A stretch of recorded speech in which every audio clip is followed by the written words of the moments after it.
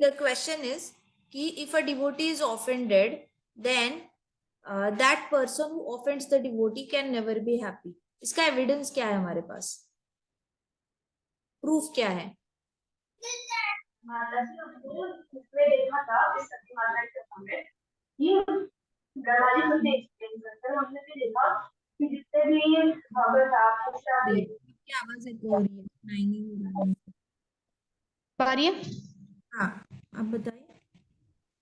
माता जी, हमने इस कथा में देखा था कि जितने भी हमने देखे कि भृगु मुनि थे, भगत थे, पूषा थे, जितने भी, ये तो फिर भी डिवोटीज थे, नियोफाइट थे, बट फिर भी डिवोटीज थे, फिर भी उनके साथ बुरा हुआ क्योंकि उन्होंने एक हाईली एलिवेटेड डिवोटी को ऑफेंड किया था, यानी कि उन्होंने शिव जी को ऑफेंड किया था, डायरेक्टली नहीं किया था। राइट। सो दक्ष कभी हैप्पी नहीं रह पाया। एक बार उसने शिव जी को ऑफेंड किया था, उसके बाद कई सारे यज्ञ किए उसने अपनी खुशी के लिए, लेकिन क्या वो खुश दिखा? सती माता आई थी तब क्या उसके चेहरे पे खुशी थी? हाँ, तो इंसान की हैप्पीनेस बाहर नहीं होती कभी। सबसे पहले तो ये समझना है कि हैप्पीनेस जो है, इंसान की खुशी, वो बाहर नहीं होती, उसके अंदर ही होती है। और दक्ष को अंदर से क्या खाया जा रहा था? उसकी एनवी खाए जा रही थी। यस और नो? उस एनवी मतलब ईर्ष्या। सो दक्ष को अंदर से अंदर क्या खाया जा रहा था?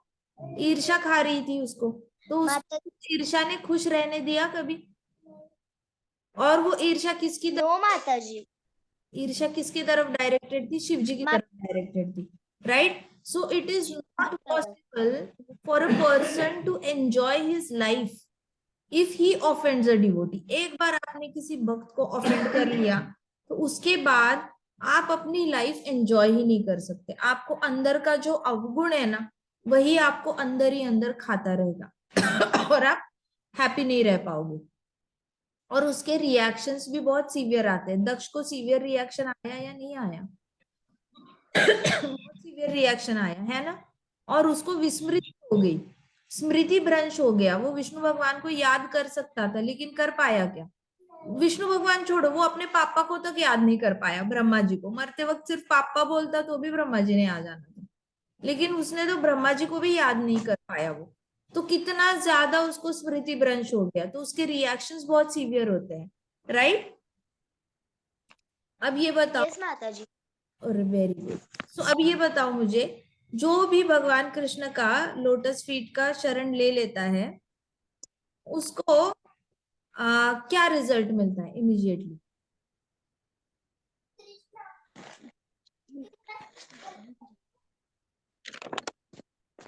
क्या रिजल्ट मिलता है? कृष्णा की शरण लेने से सबसे पहला रिजल्ट क्या मिलता है? माता जी, जो हमारे कर्म के बंधन होते हैं वो कट जाते हैं और हम लोग जो है वो मतलब अच्छा फील करने लगता है। और जैसे ही कोई कृष्णा की शरण ले लेता है तो कृष्णा का थोड़ा सा नेम, फेम और जितने भी गुण है वो हमारे अंदर आ जाता है। Very good. सबसे पहले, सबसे प्राइमरी रिजल्ट कृष्णा की शरण लेने का ये होता है कि आपको रक्षण मिल जाता है कृष्णा से। कृष्णा सबसे पहले, बिकॉज कृष्णा जब अवतरित हुए थे तभी क्या प्रॉमिस लेके अवतरित हुए थे? कि मैं उनका रक्षण करूंगा, है ना? जो अधर्मी लोग हैं उनका विनाश करूंगा। ये उनकी प्रॉमिस थी या नहीं थी? तो प्राइमरी प्राइमरी प्रॉमिस क्या थी? मैं भक्तों का रक्षण करूंगा। ये सुन। तो जो भी कृष्णा को शरण चला जाता है, उसको सबसे पहले क्या मिलता है कृष्णा से? प्रोटेक्शन। प्रोटेक्शन, प्राइमरी प्रोटेक्शन मिल जाता है। तो जो भी यहाँ पे पॉपवर्ड में प्रभुपाद कहते हैं कि सारी जगह जो है ब्रह्मांड में, जहां पे भी भक्त चलते हैं ना, वो जगह सैंक्टिफाई होती है भक्तों के चरण कमलों से। क्यों सैंक्टिफाई होती है? वो जगह पवित्र क्यों होती है? क्योंकि भक्तों के हृदय में कृष्ण रहते हैं। भक्तों के मुख पे भी कृष्ण रहते हैं, हृदय में भी कृष्ण रहते हैं, और वो कंटिन्यूअसली कृष्ण का नाम स्मरण करते हैं। तो भक्तों को, भक्त कहीं पे भी जाए तीनों लोक में, वो बुरे से बुरे नर्क में भी जाए, जैसे प्रहलाद महाराज एक्चुअल में नर्क में थे, लेकिन वहां पे भी उनको प्रोटेक्शन करने के लिए कौन आया था? भगवान आए थे ना। राइट? हाँ माता जी। आप कहीं पे भी जाओ, ध्रुव महाराज अकेले अकेले जंगल में चले गए, वहां पे भी उनका रक्षण, उनको रक्षण मिला या नहीं मिला? मिला माता जी। कि आप मम्मा का पल्लू छोड़ के 5 साल का बच्चा जंगल जाता है, फॉरेस्ट जाने के बाद आप एक्सपेक्ट करते हो कोई जिंदा रहेगा?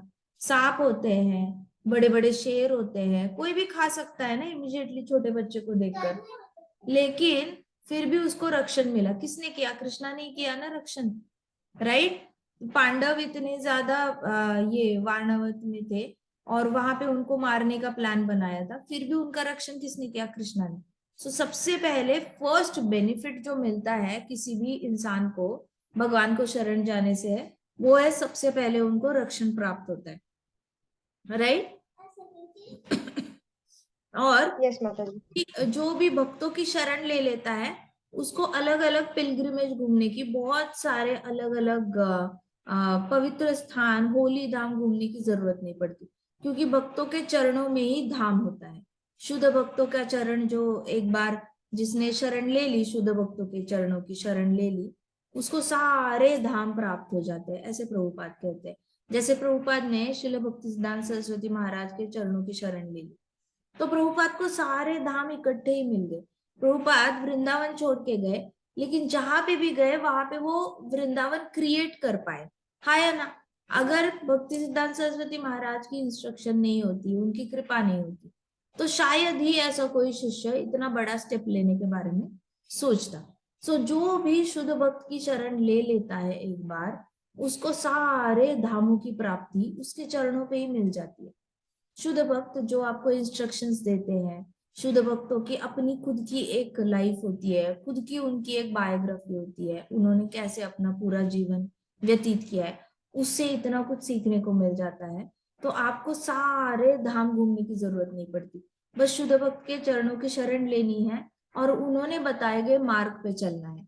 वो मार्ग पे चलते चलते आपको सारे धामों की जो है बेनिफिट्स, वो सारे वहीं पे मिल जाते हैं। तो प्रभुपाद कहते हैं कि जो भी शिव जी के चरणों की शरण ले लेता है उसको एक ना एक दिन भगवान प्राप्त हो जाते हैं, एक ना एक दिन कृष्ण भगवान प्राप्त हो ही जाते हैं, क्योंकि शिव जी इज अ शुद्ध भक्त।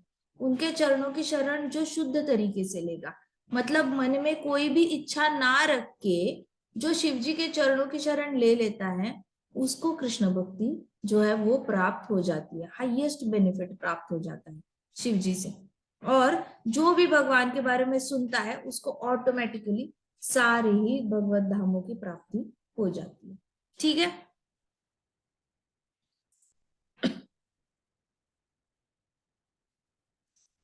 अच्छा ये बताओ, आपको ऐसा क्यों लगता है कि जो भी छोटा होता है उसने अपने बड़ों को रिस्पेक्ट ऑफर करना चाहिए, दंडवत करना चाहिए, प्रणाम करना चाहिए? ऐसा आपको क्यों लगता है, क्यों करना चाहिए? बड़े होते हैं वो तो है ही है, बड़े तो होंगे ही। क्यों ऑफर करना चाहिए रिस्पेक्ट? लेकिन उनसे बड़े होते हैं उनको ऑफर क्यों करना चाहिए? माता जी, क्योंकि वो जो है वो हमसे उम्र में भी बड़े होते हैं, प्लस उन्हें ज्यादा नॉलेज भी होता है, और अगर हम उनके एक्सपीरियंस से और उनकी शरण ले लेते हैं या फिर उनका आशीर्वाद लेते हैं तो उनके ब्लेसिंग्स हमेशा ही काम करते हैं, वेरी इसलिए। गुड, वेरी और गुड, हमारा ईगो भी कम हो जाता है मेनली। शाबाश, हरी बोल, वेरी गुड आंसर। सबसे पहले तो दंडवत करने से सबसे बड़ा बेनिफिट क्या होता है? हमारा ईगो कम होता है। ईगो मतलब फॉल्स ईगो। फॉल्स ईगो क्या कहता है? I am this body. तो आपके अंदर जो एक फॉल्स कॉन्सेप्शन होती है ना आपके अंदर, कि मैं ये बॉडी हूँ, मैं इसकी बेटी हूँ, मैं उसका बेटा हूँ, मैं इसकी पत्नी हूँ, मैं इसका पति हूँ, मैं इस घर का राजा हूँ, मैं इस घर की रानी हूँ, या फिर मैं बहुत रिच हूँ, मैं बहुत सुंदर हूँ, मैं बहुत टैलेंटेड हूँ, मैं बहुत लर्नेड हूँ। ऐसा कुछ भी होगा आपके अंदर, एक मिसकॉन्सेप्शन होती है, तो वो मिसकॉन्सेप्शन क्लियर हो जाती है ऑटोमेटिकली।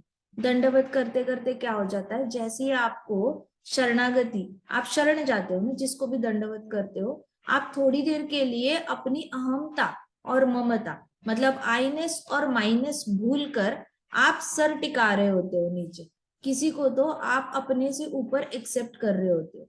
तो इससे क्या होता है, आपके अंदर अपने आप जो अहमता और ममता है, आईनेस एंड माइनस, ये मेरा और मैं ये मेरा और मैं ये हूँ, एक्स वाई जेड जो भी है, तो वो वाली कॉन्सेप्ट धीरे धीरे धीरे करके धुलती रहती है। तो दंडवत करने की प्रक्रिया क्या है? दंडवत का मतलब ही होता है धीरे धीरे हमारा हृदय जो है वो क्लीन होता है, सारे अहंकारों से हम मुक्त होते हैं और अपने आप अहंकार चला जाएगा तो वहां पे कुछ और चीज आनी भी चाहिए ना। एक कप में से पानी कम कम कम होता जा रहा है तो उसको और उसमें और कौन सी चीज भरे जा रही है? हवा। अब यहाँ पे अहंकार कम कम कम होता जा रहा है तो हमारे कप में और क्या भरेगा? विनम्रता भरती जाएगी। विनम्रता, विनम्रता, ह्यूमिलिटी। तो दंडवत करने से सबसे पहला बेनिफिट जो आता है एक जीवात्मा के पास है वो है अहंकार कम हो जाता है और वो अहंकार रिप्लेस होता है विनम्रता से। सेकंड बेनिफिट और थर्ड बेनिफिट ये होता है कि हमें सुपीरियर जो भी होते हैं, चाहे वो सीनियर डिवोटीज हो, चाहे वो हमारे घर के बड़े बूढ़े लोग हो, चाहे ओहदे में कोई बड़ा हो, ओहदे में भी कोई बड़ा हो सकता है, तो ये तीन टाइप के लोग जो है इनको जब हम दंडवत करते हैं, रिस्पेक्ट ऑफर करते हैं, तो सबसे बड़ा जो एक बेनिफिट मिलता है उनकी तरफ से जो हमें मिलता है वो है उनके ब्लेसिंग्स मिलते हैं। अब कई जगह इंडिया में ऐसे समझते हैं कि आप डायरेक्टली किसी के पाँव नहीं छूने चाहिए, उसके बुरे गुण आपकी तरफ ट्रांसफर होते हैं। तो ऐसा नहीं होता देखा जाए तो, क्योंकि जो भी आशीर्वाद देने के लिए सामने वाला भी झुकता है। आप झुकते हो ना, तो सामने वाला भी झुकता है। तो वो चाहकर भी अपने बुरे गुण आपको ट्रांसफर नहीं कर सकता, क्योंकि वो खुद भी झुका हुआ होता है, तो वो खुद भी विनम्रता ही ट्रांसफर करता है।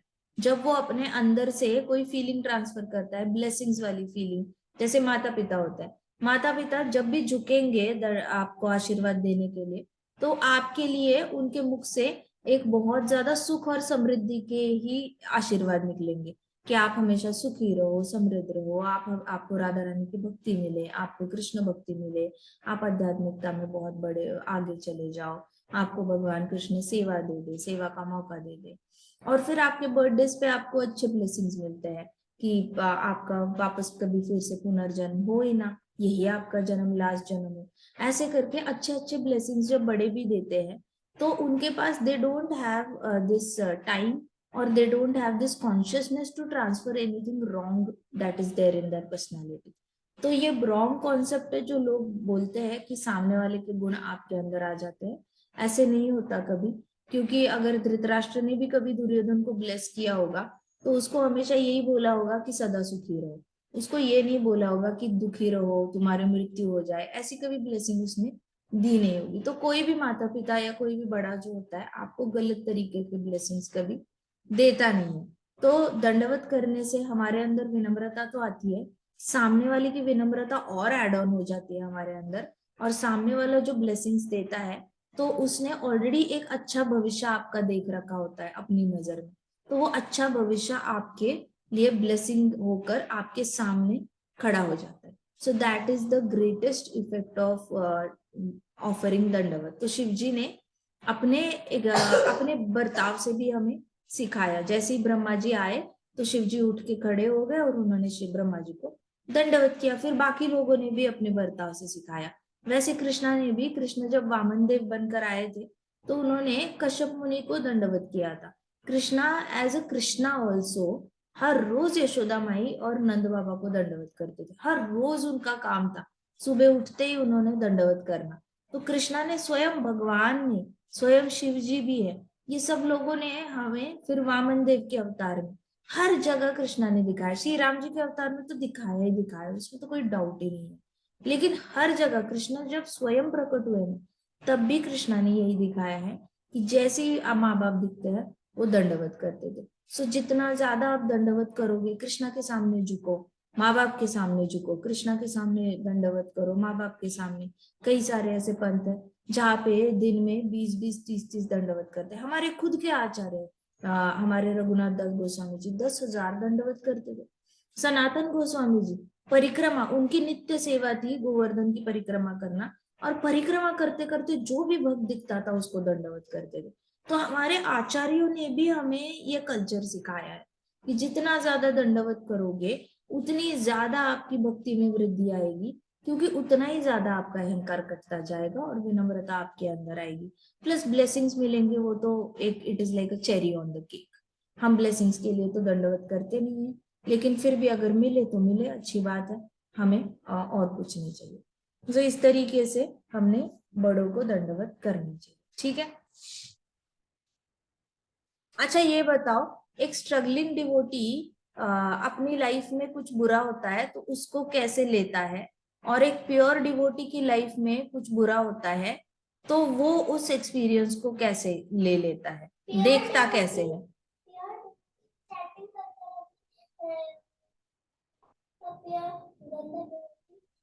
स्ट्रगलिंग डिवोटी,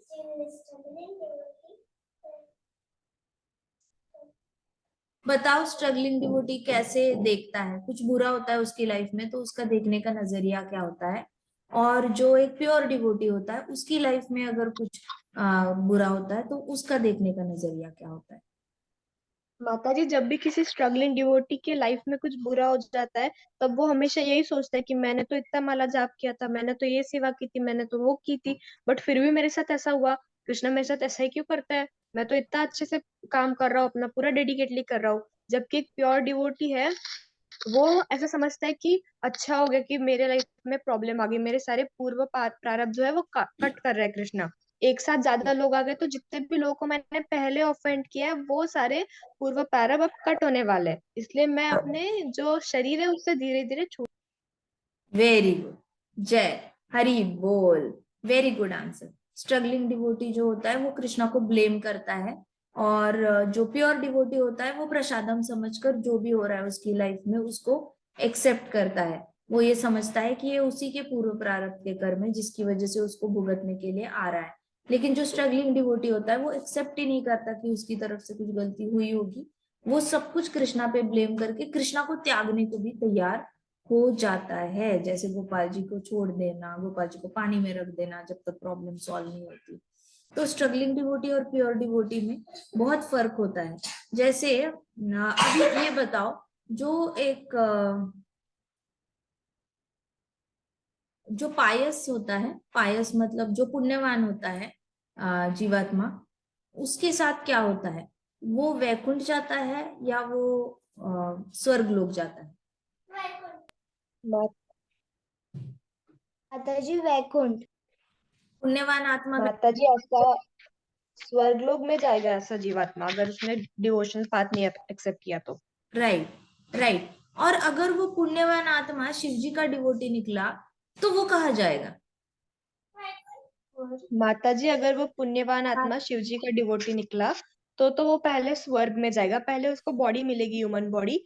तभी भी उसके अंदर अगर भूतों की क्वालिटीज रही तो बुरे काम भी करेगा, बट साथ साथ शिव जी के डिवोशनल सर्विस भी फॉलो करेगा। तो वो इधर वो स्वर्ग में जाएगा, या फिर उसने अगर शंकराचार्य वाला पाथ पकड़ लिया तो वो ब्रह्म ज्योति तक जाएगा। और या अगर वो बहुत ज्यादा ही प्योर डिवोटी है शिव जी का, और उसने शिव जी को ऐसा बोल दे कि आपको जो अच्छा लगता है वो मुझे दो, तो उसे डिवोशनल सर्विस भी मिल जाएगी, वैकुंठ भी मिल जाएगा। जय हरि बोल। सबको क्लियर है जर्नी शिव जी के डिवोटीज की? जर्नी क्लियर है सबको? बाकी सबको याद है? राइट? सब समझ में आया वसुधा ने क्या बताया? यस माता जी। जय हरि बोल। तो शिव जी, अगर कोई पुण्यवान आत्मा है लेकिन वो शिव जी का डिवोटी है तो स्वर्गलोक में उनको जन्म मिलेगा। वहां पे भी अगर वो शिव जी की भक्ति कंटिन्यू करते हैं तो चांसेस है they will go to this thing brahmajyoti. And अगर वो कृष्ण शिव जी के 100% सरेंडर होके कहते हैं कि आपको जो सही लगता है वो हमें दे दो, तो उनको वैकुंठ प्राप्ति हो जाती है या गोलोक की प्राप्ति भी हो सकती है। ऑलराइट।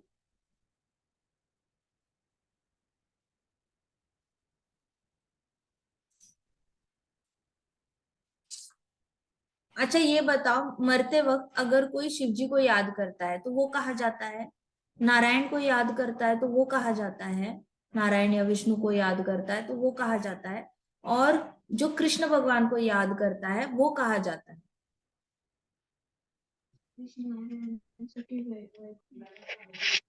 माता जी जो शिव जी को याद करता है वो कैलाश पर्वत पे जाता है, जो कृष्णा को याद करते हैं वो गोलोक धाम में, और जो विष्णु और नारायण को याद करते हैं वो वैकुंठ।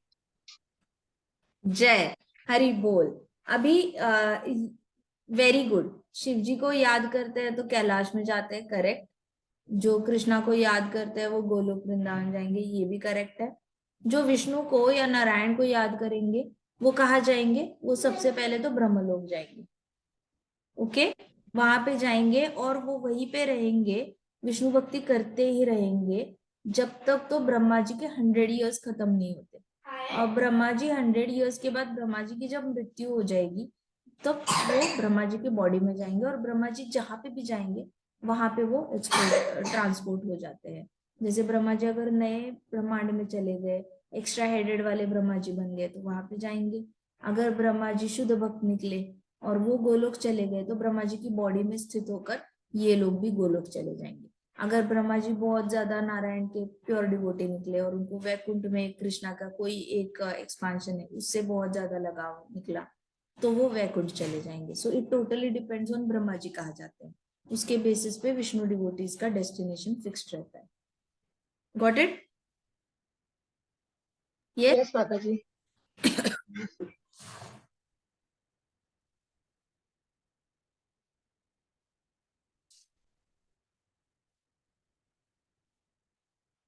अच्छा, ये बताओ ब्रह्मा जी और विष्णु ने दक्ष का जो यज्ञ था वो अटेंड क्यों नहीं किया? ए, उनको पता था कि बहुत सारे अपराध होने वाले उस यज्ञ में।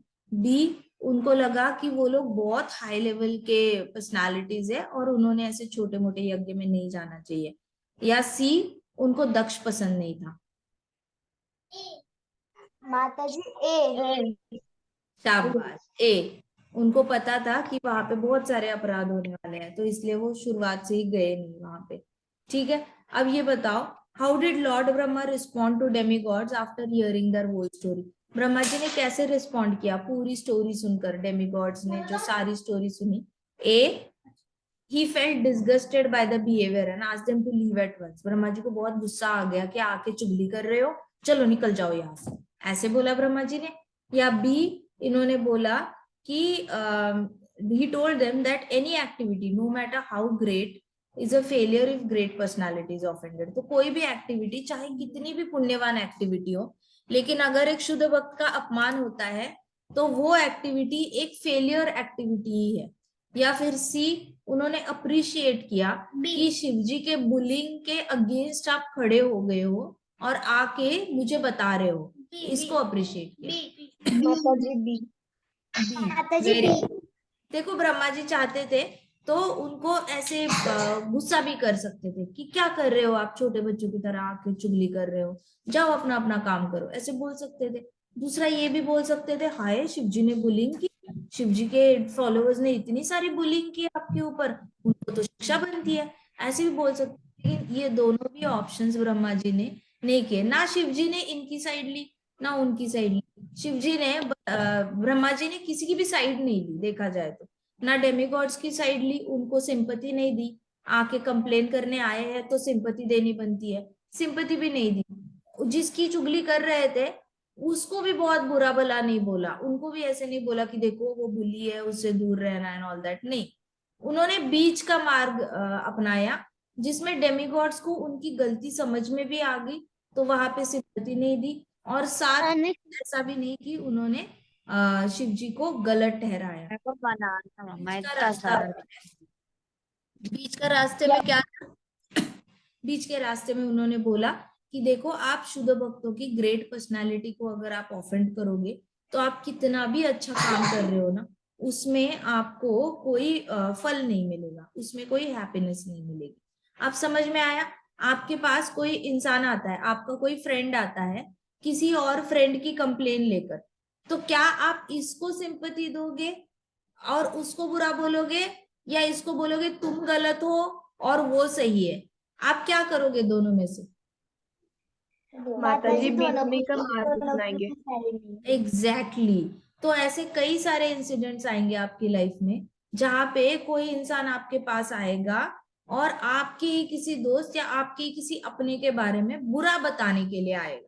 तो जैसे जैसे बड़े होते हैं आप, ऐसी जिम्मेदारी वाली पोजीशन आपको ऑटोमेटिकली मिल जाती है, किसी की पत्नी बन जाते हो, किसी के हस्बैंड बन जाते हो, किसी के फादर बन जाते हो, किसी के दादाजी बनना पड़ता है, कभी टीचर बनना पड़ता है, कभी बॉस बनना पड़ता है। तो ऐसे सिचुएशन में कभी कभी you are just a mere neighbour of somebody. तो ऐसे डिवोटीज में भी आप, you can be one of the uprising devotee. तो उसमें क्या हो जाता है, जब कोई आके आपको किसी और की बुराई कर रहा होता है, तो हमारा फर्ज ये नहीं होता एज ए लिसनर कि हम इसकी साइड ले या फिर उसकी साइड ले, ना इसकी तारीफ करनी है ना इसकी तारीफ करनी है, ना इसकी बुराई करनी है ना उसकी बुराई करनी है। ए और बी में ना तारीफ करोगे ना दोनों को पुट डाउन करोगे, आप बस बेसिक कॉन्सेप्ट पे फोकस करोगे। कॉन्सेप्ट कौन सी फेलियर हो रही है यहाँ पे, उस कॉन्सेप्ट पे फोकस करके बात करोगे। Got it. तो ब्रह्मा जी ने कॉन्सेप्ट पे फोकस किया। ब्रह्मा जी ने क्या बोला कि देखो, एक शुद्ध भक्त को ऑफेंड करके कोई भी पुण्य वाली एक्टिविटी आपको अच्छा फल नहीं दे सकती। तो उन्होंने ना इनको डिस्क्रिमिनेट किया, ना डेमिगॉड्स को डिस्क्रिमिनेट किया, ना उन्होंने शिव जी को डिस्क्रिमिनेट किया। Got it. तो बेसिक फंडामेंटल कॉन्सेप्ट कौन सी ऑफेंड हो रही है, कौन सी कॉन्सेप्ट गलत हो रही है, उस चीज को पकड़ के बात करनी है, ना कि इंसानों को टारगेट करना है। क्लियर। लोगों को, because people are not bad, कोई भी बुरा नहीं होता यहाँ पे। ना शिव जी बुरे थे, ना डेमिगॉड्स या ब्राह्मण या पंडित बुरे थे, दोनों में से कोई भी बुरा नहीं था। देखा जाए तो था क्या कोई बुरा था? शिव जी के फॉलोअर्स बुरे थे या शिव जी बुरे थे? पंडित बुरे थे, नो माता जी। डेमिगॉड्स बुरे थे? कोई बुरा होता है क्या? दोनों में लड़ाई हो रही है, दोनों भी बुरे नहीं होते। बुरा क्या होता है उस पूरी सिचुएशन में? बुरा क्या होता है? कोई एक कॉन्सेप्ट जो होती है वो हिली डुली रहती है, कोई एक कॉन्सेप्ट ऑफेंड हो रही होती है और उस कॉन्सेप्ट में गड़बड़ रहती है, तो आपको वो कॉन्सेप्ट पॉइंट आउट करनी होती है। Clearly understanding? Getting my point? Yes माता जी। याद रहेगा? याद रहेगा? कोई भी आपको माता जी। तो ये मेथड यूज करना, ठीक है। सबसे सेफेस्ट मार्ग होता है, जिससे क्या होता है, ना बी से दुश्मनी होती है ना ए से दुश्मनी होती है। दोनों के साथ अच्छे से बर्ताव करके दोनों में बदलाव लाने की अपॉर्चुनिटी आपके पास होती है। ब्रह्मा जी ने सेम किया ना, राइट। सो नाउ ये बताओ कि what solution did lord Brahma offer to demigods? Brahma ji ने कुछ तो, अब आए थे तो कुछ तो सॉल्यूशन देना बनता था। तो क्या सॉल्यूशन दिया ब्रह्मा जी ने? ए, शिव जी को ऑफर करो और उनको सरेंडर हो जाओ। बी, और एक यज्ञ करो और उसमें शिव जी और उनके फॉलोअर्स को बुलाओ। या सी, विष्णु भगवान के पास जाओ और विष्णु भगवान को बोलो जाके शिव जी को शांत करो। माता जी ए, वेरी गुड। ब्रह्मा जी ने क्या बताया डेमिगॉड्स को, सबको, कि जिसको ऑफेंड किया है सॉरी बोलो, उसी को दंडवत करो, उसको सरेंडर हो जाओ। अब समझ में आया? आप जिसको ऑफेंड करते हो ना, अगर ए बी को ऑफेंड करता है तो ए ने डायरेक्टली बी को जाके ही सॉरी बोलना है। ए ने किसी और के पास नहीं जाना है। अब यहाँ पे Vishnu can be considered as C, yes और नो? एक ऑप्शन था ना कि जाओ विष्णु भगवान के पास, विष्णु भगवान शिव जी को समझाएंगे शांत हो जाओ भैया, गुस्सा मत करो, माफ कर दो डेमिगॉड्स को, और फिर ये बी आके ए को माफ करेगा। ऐसा भी एक तरीका होता है ना, एस्केलेट ही कर दो प्रॉब्लम, ऊपर की अथॉरिटी के पास चले जाओ और वहां से ऐसे ट्रायंगल बना के सॉल्व करो। तो क्या ट्रायंगल बनाना सही बात है? नहीं। अपने से ऊपर कोई है, उसको अगर आप ऑफेंड करते हो तो सीधे उसी के पास जाना है, क्योंकि अपने से जो ऊपर होता है ना, उसके सामने अगर अपराध करना गलत है ना, तो सबसे आसान अपने से ऊपर के इंसान को सॉरी बोलना, सबसे आसान है। इक्वल लेवल में सॉरी बोलना मुश्किल चला जाता है। दक्ष को शिव जी को सॉरी बोलना कितना मुश्किल था? मुश्किल था ना, क्योंकि दक्ष अपने आप को इक्वल समझता था शिव जी का। वो अपने आप को नीचे नहीं समझता था, ना ही ऊपर समझता था। वो सोचता था कि मैं भी इक्वल हूँ, मैं इक्वली ऑपुलेंट हूँ, मैं इससे इक्वली मैं ऐसी तपस्या कर सकता हूँ, मैं सब कुछ ऐसे ही कर सकता हूँ, उससे बेटर मैं हूँ, मेरे पास 15-16 बेटियां हैं, इसने तो अभी एक भी बच्चा नहीं किया है। तो दक्ष का अपने इक्वल लेवल पे सॉरी बोलना मुश्किल जाता है, लेकिन अपने से ऊपर जो होता है उसको सॉरी बोलना आसान होता है। यस और नो? तो ब्रह्मा जी ने क्या देखा, ये सारे डेमिगॉड्स थे, ब्राह्मण थे, पंडित थे, वो सबका ओहदा जो था यहाँ था और शिव जी का ओहदा यहाँ था, तो उनको जाकर शरणागति लेना ज्यादा आसान है एज कंपेयर टू उनके ऊपर जाके प्रॉब्लम को ही एस्केलेट कर देना। कौन सी प्रॉब्लम एस्केलेट होनी चाहिए? जहां पे राक्षस इन्वॉल्व है ना, जहाँ पे बहुत बड़े बड़े ऐसे असुर इन्वॉल्व है, वहां पे। यहाँ पे शिव जी असुर है क्या? नहीं ना। So Shivji is a devotee. ओ माता जी। Comes to devotee, always approach that devotee and say sorry, rather than escalating that problem to somebody else. Clear? Brahma ji चाहते तो यस माता जी। लेकिन विष्णु भगवान के पास नहीं भेजा उन्होंने। दूसरा, उन्होंने ये भी नहीं किया कि शिव जी को अकेले को इम्प्रेस करने के लिए अलग से एक यज्ञ तैयार करो। तो उनके एफर्ट्स भी उन्होंने बहुत ज्यादा मल्टीप्लाई करके, नहीं तो एक यज्ञ करो शिव जी को अलग से प्रसन्न करने के लिए। बहुत लॉन्ग कट नहीं हुआ ये, बहुत लंबा रास्ता नहीं हुआ, राइट? अगर हुआ माता जी। बात बन जाती है तो दुश्मनी क्यों? बोलो, अगर बात करने से बात बन सकती है तो दुश्मनी क्यों? अगर बात करने से बात बन जाती है तो दुश्मनी क्यों? अगर बात करने से बात बन जाती है तो दुश्मनी क्यों? अगर बात करने से अगर बात करने से बात बन दुश्मनी जाती है तो दुश्मनी क्यों? अगर बात करने से बात बन जाती है तो दुश्मनी क्यों? सिंपल सी बात है। अगर बात करने से ही, शिव जी से बात करने से ही प्रॉब्लम सॉल्व हो सकती है तो दुश्मनी क्यों करना? वैसे ही ऑलवेज फाइंड द अपॉर्चुनिटी। ऐसा हो नहीं सकता कि इंसान है और इंसान से गलती ना हो। ऐसा हो नहीं सकता कि डिवोटीज से भी गलतियां ना हो, क्योंकि mistake is one of the defect that all living entities are carrying. जितनी भी ब्रह्मांड में इनन्यूमरेबल अनकाउंटेबल जीवात्माएं हैं ना, सब में ये डिफेक्ट है ही है कि सबसे मिस्टेक्स होती है। तो कभी ऐसे नहीं समझना कि कोई और इंसान गलती कर रहा है तो वो आउट ऑफ द वर्ल्ड जाके कुछ गलती कर रहा है।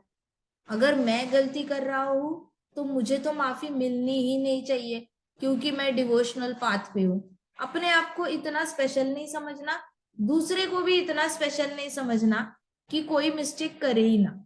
इनफैक्ट एक डिवोटी जो होता है वो कभी भी सरप्राइज नहीं होता कोई गलती करता है, क्योंकि डिवोटी को पता होता है पूरे ब्रह्मांड में जीवात्माओं की प्रॉपर्टी ही है कि they will commit mistake. Defect है ना? भागवतम में बताया ना, 4 डिफेक्ट्स है। इल्यूजन करते हैं, मिस्टेक होती है उनसे, चीटिंग करते हैं, और अपने सेंसेस को, उनके सबके सेंसेस इम्परफेक्ट होते हैं। हाँ या ना?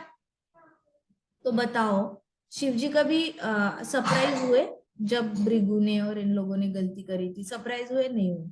दक्ष ने गलती की, सरप्राइज हुए? नहीं हुए।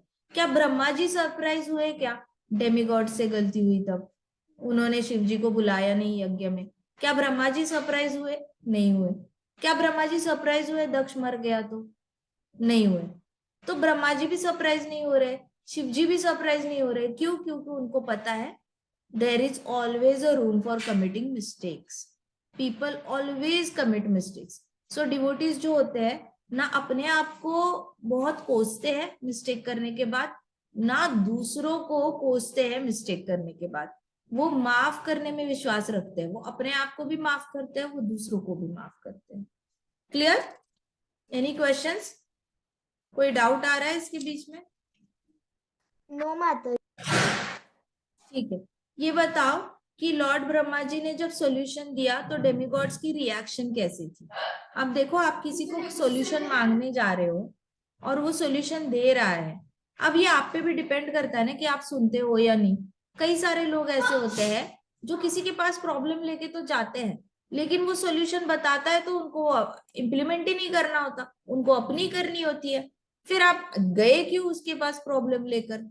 हाँ या ना? राइट? जैसे कोई बच्चा टीचर के पास गया, मैम मुझसे होमवर्क नहीं हो रहा। मैम ने बोला ठीक है, तुम एक काम करो, घर जाके 1 घंटा रेस्ट कर लेना, रेस्ट करके उठना, आधे घंटे में होमवर्क फिनिश हो जाएगा। हाँ ठीक है मैम। लेकिन वो बच्चा घर जाके क्या करता है? खेलने लग जाता है 1 घंटा, सोना ही भूल जाता है। फिर होमवर्क का टाइम आ जाता है तो थका हारा रहता है, उससे होमवर्क होता नहीं। नेक्स्ट डे अगेन वापस मैम के पास आकर क्या बताएगा? मैम मुझसे होमवर्क नहीं होता। तो मैम ने बताया हुआ सॉल्यूशन उसने अप्लाई किया क्या? नहीं किया। So it depends on the student also कि उसको सच में सॉल्यूशन अप्लाई करना है या फिर जाके सिर्फ उसको बहाने बनाने हैं कि मुझे होमवर्क नहीं करना। वैसे ही डेमिगॉड्स गए ब्रह्मा जी के पास और ब्रह्मा जी ने उनको कुछ तो सॉल्यूशन दिया, जाओ शिव जी को सरेंडर करो। अब ये इन पे भी डिपेंड करता है ना, इन लोगों ने सुनना है या नहीं सुनना। तो उन्होंने क्या किया? ए, बहुत खुश हुए कि चलो शिव जी के घर जाने को मिलेगा, शिव जी का सुंदर सुंदर घर देखने को मिलेगा। या बी, उन्होंने डिसाइड किया कोई फायदा ही नहीं था शिव जी को माफी मांगने से, क्योंकि शिव जी के फॉलोअर्स बहुत वायलेंट है, वो कभी भी उनको मार सकते हैं। या सी, वो बहुत डर गए शिव जी के एंगर से। माता जी माता जी सी। Very good. डेमिगॉड जो थे और सारे पंडित थे वो बहुत डरे हुए थे। तो जैसे ही ब्रह्मा जी ने बोला कि जाओ शरण चले जाओ, तो ये लोग बहुत डर गए और उनको पसीने छूट गए और उनके हाथ ऐसे जोर से उन्होंने ऐसे अपनी मुट्ठी दबा दी, उनको इतना डर लग गया था। ठीक है, ये बताओ शिव जी की यूनिक क्वालिटी क्या है जो सारे लोगों को अट्रैक्ट करती है? ए, उनका एंगर बहुत ज्यादा स्ट्रांग है और वो सारे प्लैनेट्स और कंट्रोलर्स को डिस्ट्रॉय कर सकते हैं। बी, शिवजी बहुत इजीली प्रसन्न हो जाते हैं, टाइम नहीं लगाते ज्यादा। या सी, शिवजी हमेशा अपनी पत्नी की बात मानते हैं और हमेशा अपनी पत्नी को खुश करने में लगे रहते हैं। माता जी बी हाँ, शिव जी की सबसे कौन सी इंडियरिंग क्वालिटी है कि शिव जी जल्दी से प्रसन्न हो जाते हैं, है ना? सो अ डिवोटी का बेसिक कैरेक्टरिस्टिक कौन सा? Devotee, why devotees are attractive? Why devotees are attractive? माता जी बिकॉज उनका जो दिल है वो पूरी तरह से मक्खन की तरह होता है, जल्दी पिघल जाता है, जैसे कि शिव जी का। हाँ, सो डिवोटीज भी अट्रैक्टिव क्यों होते हैं? क्योंकि वो जल्दी प्रसन्न हो जाते हैं। उनके मन में बहुत जल्दी ग्रेटफुलनेस आ जाती है कि ओ आप कितने अच्छे हो, जल्दी जल्दी ग्लोरी। वो इतना अच्छा देखने में, उनकी इतनी हैबिट हो गई होती है लोगों में अच्छा देखने की, कि उनको सामने से कोई आए और अपनी थोड़ी सी भी अच्छाई दिखाए तो उसको वो मैग्नीफाई करके देख लेते हैं कि अरे कितने अच्छे हैं, कितने अच्छे भक्त हैं, इतना करते हैं, उतना करते हैं। तो इसलिए डिवोटीज से सब लोग, पूरी दुनिया अट्रैक्ट होती है। सेम चीज है शिव जी के साथ भी। शिव जी भी बहुत जल्दी अप्रिशिएट करते हैं, कोई भी उनको थोड़ा सा भी प्रसन्न करने की कोशिश करे या फिर थोड़ी भी कृष्ण भक्ति करे तो शिव जी बहुत ज्यादा हैप्पी हो जाते हैं। शिव जी डिवोटीज से भी बहुत ज्यादा हैप्पी रहते हैं, उनके चेहरे की स्माइल ही खत्म नहीं होती। पता कैसे चला था? जब शिव जी रास में ये करना चाहते थे, पार्टिसिपेट करना चाहते थे, तो वो कामदेव के साथ आए थे पार्टिसिपेट करने के लिए, और वहां पे ही वृंदा देवी ने उनको रोक लिया, वहां पे बॉर्डर पे वृंदावन के, और बोले कि नहीं नहीं आप अंदर नहीं जा सकते। कहते क्यों? हमें तो जाना है रास डांस में, कृष्णा के साथ हमने डांस करना है। कहते आप इस रूप में नहीं जा सकते, आपको वृंदावन में एंट्री तब है जब आप गोपी के रूप में जाओगे। सो वृंदावन में जाने का भाव ही गोपी भाव होना चाहिए, तभी वहां पे राधा रानी आपको स्टे करने देती है, नहीं तो नहीं देती। तो शिव जी को जैसे ही पता चला कि अच्छा ये प्री कंडीशन है, कामदेव इमीडिएटली अपनी बॉडी गिव अप करने को तैयार हो गया। शिव जी ने भी इमीडिएटली गोपी का रूप ले लिया and then they were allowed to go inside. इसका मतलब क्या है? और वहां पे शिव जी इतने ज्यादा स्माइल कर रहे थे, इतने ज्यादा, he was just on the brink of Vrindavan, Vrindavan के बॉर्डर पे थे और उनकी स्माइल नहीं रुक रही थी। ही वॉज सो हैप्पी, क्योंकि और कृष्ण से मिलने की खुशी इतनी नहीं थी जितनी सारे भक्तों का दर्शन करने की खुशी थी, कि अंदर जाने को मिलेगा तो बहुत सारे भक्तों का दर्शन होगा। So Shiv ji gets most happy with people who worship Krishna. So इस तरीके से कृष्णा, शिव जी जो है वो बहुत ज्यादा अल्प संतुष्ट माना जाता है, आशुतोष समझा जाता है उनको, बहुत जल्दी प्रसन्न हो जाते हैं। सिर्फ उनके डिवोटीज से भी नहीं, कृष्णा के डिवोटीज से भी वो बहुत जल्दी संतुष्ट हो जाते हैं, बहुत जल्दी प्रसन्न हो जाते हैं। अच्छा ये बताओ शिव जी का घर कहाँ है? माउंट मेरू, माउंट कैलाश या गंधमादन पर्वत पे है? माता जी माता जी माउंट बी। कैलाश। ये बताओ शिव जी को सबसे ज्यादा अच्छा क्या लगता है? रहने का एम्बियंस, उनका फेवरेट एम्बियंस क्या है? शिव जी को क्या चाहिए आसपास रहने के लिए? माता जी नेचर, शांति और ऐसा कोई नेचर एटमॉस्फेयर जहाँ पे और कृष्णा का मेडिटेशन हो सके। हाँ, पहाड़ चाहिए शिव जी को, झरने चाहिए, वाटरफॉल्स चाहिए, ग्रीनरी चाहिए उनको, और थोड़े बहुत केव्स चाहिए उनको, ढेर सारे फ्लावर्स चाहिए, फ्रैग्रेंट फॉरेस्ट चाहिए। तो बेसिकली शिव जी को ठंडे इलाके, माउंटेनियस, हाँ नेचर, नेचर माउंटेनियस इलाके पसंद है। वैसे बीच पे आके आपको नहीं मिलेंगे ओशन के साइड पे तपस्या करते हुए शिव जी। शिव जी हमेशा आपको पहाड़ों में ही मिलेंगे, उनको ठंडा इलाका बहुत। अच्छा बताओ शिव जी का कौन सा इलाका था जिसपे कृष्णा ने एनक्रोचमेंट की थी? शिव जी को वो जगह बहुत पसंद थी और शिव कृष्णा ने आके एनक्रोचमेंट किया, ले ही ली उनसे, वो घर ही ले लिया कृष्णा ने उनसे।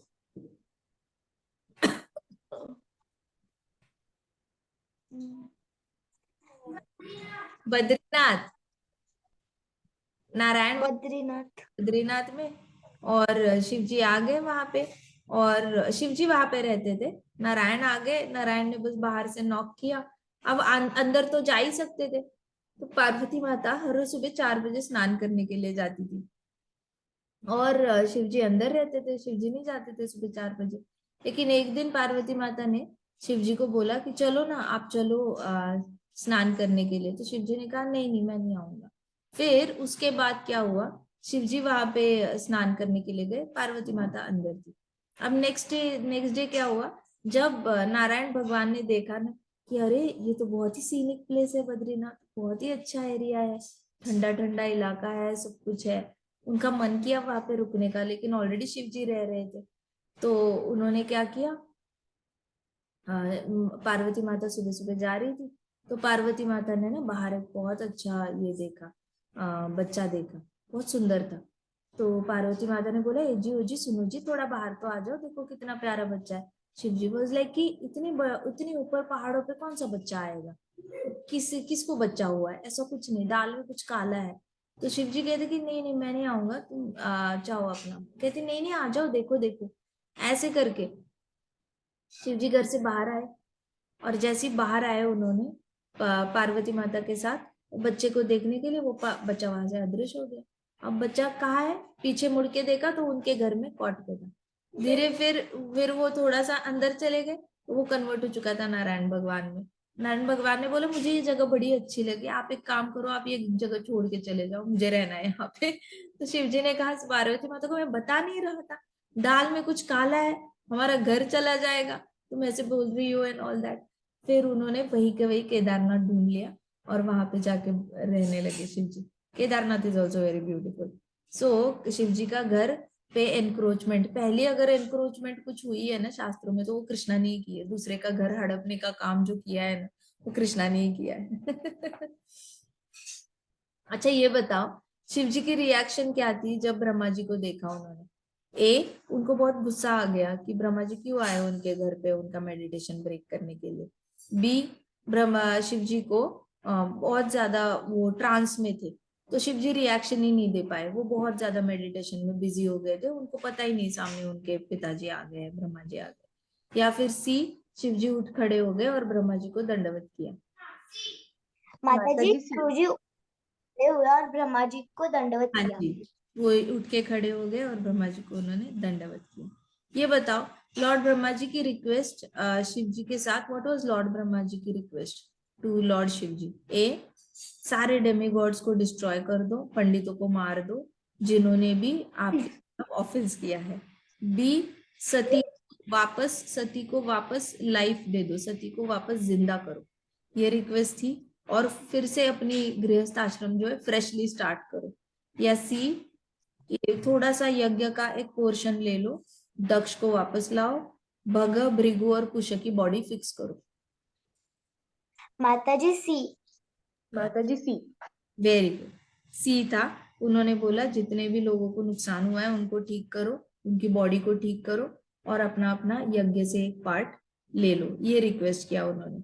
अच्छा ये बताओ कि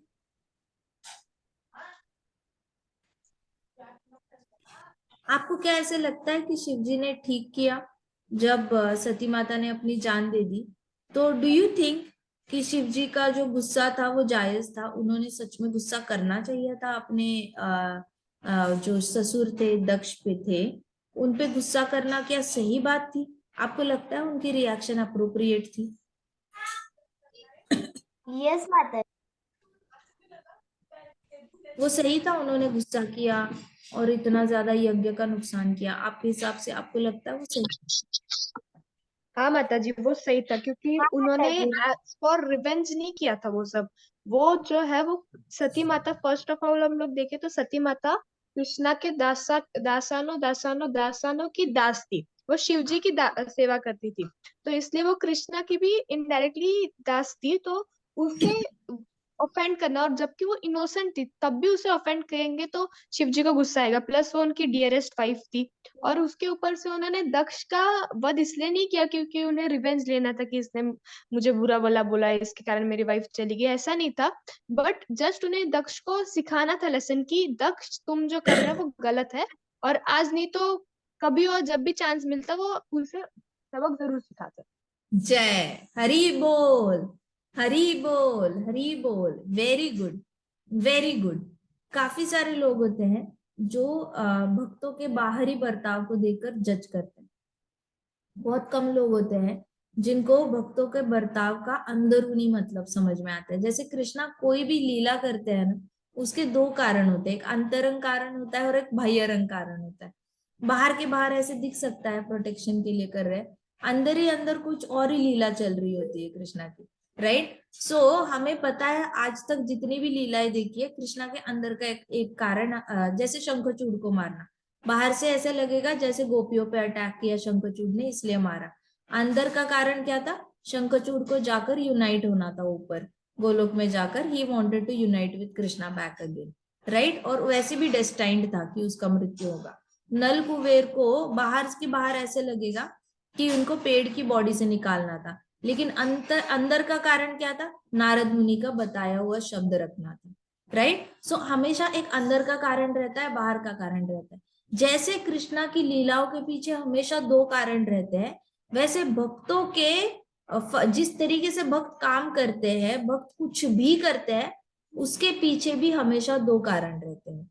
एक बाह्यरंग कारण होता है और एक अंतरंग कारण होता है। अब Shiv ji is pure devotee, तो शिव जी का जैसे आपने सही तरीके से बताया, बाहर के बाहर ऐसे लगा जैसे कि उनको गुस्सा आया है क्योंकि पत्नी मर गई, लेकिन अंतरंग कारण क्या था, दक्ष का अहंकार को खत्म करना था। और दूसरी बात क्या थी, उनको कभी ना कभी तो उसको ये करना था। Plus at the same time he wanted to make sure कि बाकी सब लोगों को भी पता चले कि अगर आप इतने ऐसे लोगों का सपोर्ट करोगे तो आपके साथ क्या होगा। Got it. आपने अगर कभी प्योर डिवोटी को ऑफेंड होते हुए देखा तो आपके साथ क्या होगा, ये भी लेसन वो सबको सिखाना चाहते थे। क्लियर। यस माता। वेरी यस माता जी। Very good. तो हमें हमेशा ये पता होना चाहिए, जब भी कोई डिवोटी को जज करता है ना, तो हमेशा ये समझना, किसी ने अगर डिवोटी को बाह्यरंग कारण से जज किया है, किसी डिवोटी को बाह्यरंग कारण से बुरा भला बोला है, इसका मतलब वो अभी अंतरंग कारण नहीं जान पाया है। अंदर का कारण जब जान जाएगा तो वो डिवोटी से ऑफेंड होना बंद हो जाएगा, चाहे वो डिवोटी कितना भी कुछ गलत क्यों ना कर रहा हो। उसके अंदर का एक कारण होता है और बाहर का एक कारण होता है। जब हमें दोनों कारण पता चलेंगे ना, उस वक्त हम डिवोटीज को ऑफेंड करना छोड़ देंगे। बाकी चाहे डिवोटीज करते रहे जो करना है, लेकिन प्योर डिवोटी वही होता है जो दोनों कारण भाप लेता है। इसलिए कहते हैं ना कि एक गुरु का शिष्य तो हजारों होते हैं, लेकिन गुरु को सिर्फ एक ही शिष्य चाहिए होता है जो उनको अंदर से पहचान पाए।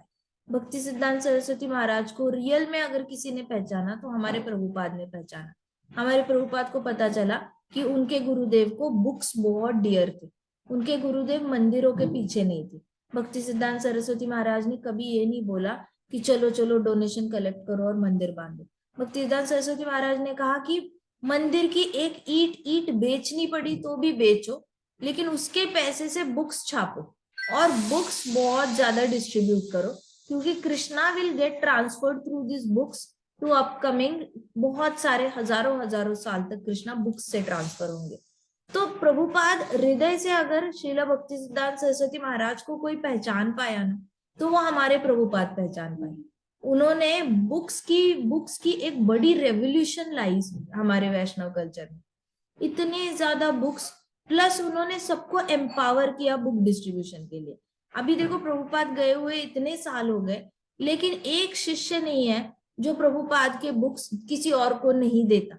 सब लोग बुक्स देने में इतने ज्यादा एंथुजियास्टिक फील करते हैं, उनको बुक देना मतलब कृष्णा देने का जो सुख होता है वो सुख उनको मिलता है बुक्स देने से। सो प्रभुपाद ने उनके गुरु को पहचाना, और प्रभुपाद के शिष्य भी प्रभुपाद की हृदय की इच्छा समझते हैं कि प्रभुपाद की इच्छा थी कि ज्यादा से ज्यादा बुक डिस्ट्रीब्यूशन हो। तो सबको पता है कि आइडियली सबका भला सिर्फ बुक्स देने में ही है, खुद पढ़ना है और फिर देना है, पढ़ना है देना है, पढ़ना है देना है, सबका भला इसी में है। तो जो अंतरंग कारण जान लेता है ना अपने गुरु का, कि मेरे गुरु अंदर से क्या चाहते थे, कि उनके शिष्य एक्चुअल में क्या कर, ये जिसने अपने गुरु का अंतरंग कारण जान लिया, वो भक्ति के मार्ग पे हमेशा के लिए निकल पड़ा, उसका मतलब बेड़ा पार हो गया। So keep this habit of looking at devotees with to kind of reasons. उनका जो भी कारण होता है, अच्छा लगे बुरा लगे, जो भी एक्टिविटी उनकी आपको लगे, बुरी लगे तो अंतरंग कारण ढूंढ लो, अच्छी लगे तो बाह्यरंग कारण भी काफी। Clear? Any doubts? So stay away from offence, जो होता है, इससे दूर रहने का ये सबसे आसान मार्ग है। ठीक है?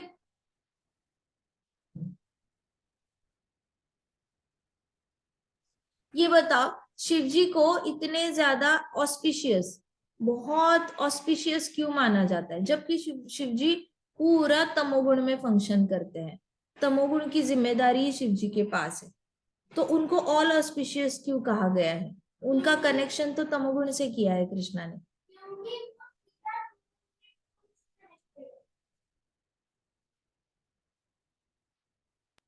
While all auspicious.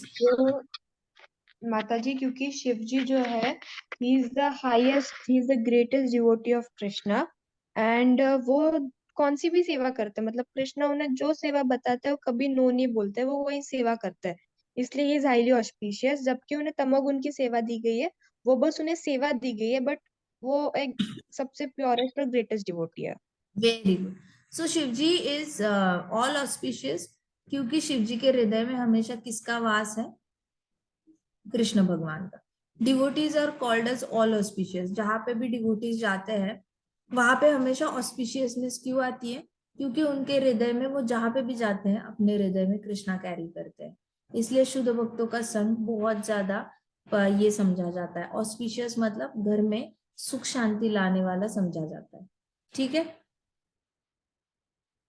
बाकी हम कल देखेंगे नया चैप्टर। ठीक है? कल क्या है? सैटरडे? नहीं, फ्राइडे है ना, तो कल हम आगे की कथा करेंगे।